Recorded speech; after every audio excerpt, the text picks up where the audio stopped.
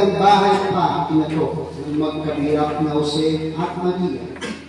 Pagod, gutom, at pag-aalala ang kanilang nararamdaman.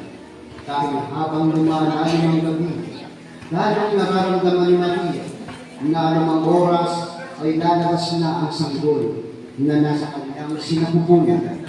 Mabuti na.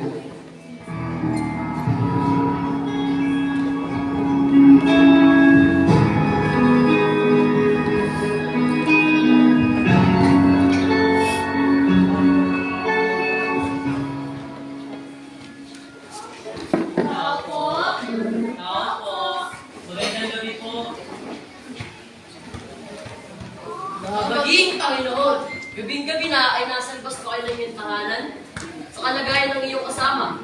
Ano po ba ang magagawa namin? Kami po ay naghahanap ng aking matutuluyan. Malapit na po kasing mga anak ang aking asawa. Malayo po po ang aming pinagalingan. Maaari po ba kami patuloy?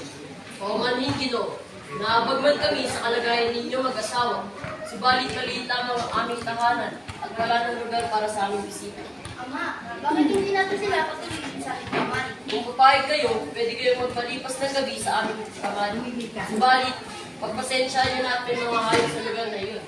Maraming salamat po, Ginoo. Maraming salamat po ninyo ito sa akin. Walain mo ako ngayon mga nasa. Hala, sige anak, sumama na ang ating bisita.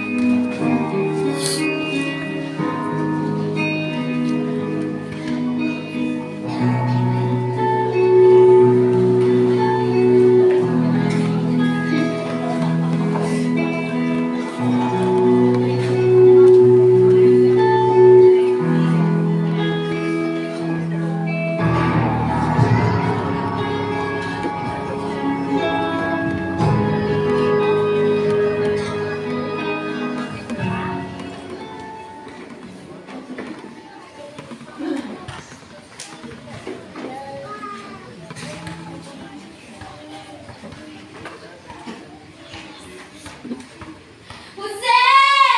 Ang inasama! Mamangunang pinata ako! Sige lang, Maria. Asawa ko. Sila mo na ang ating anak. Ah! Na tayo kung sa ganitong sabsaban siya may sila.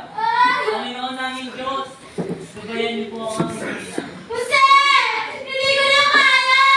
Mawalan na ako! Ah! Ah! Hindi ko Ginoo, tatawagin ko po ang ating ama. Ah! Ah! Ah!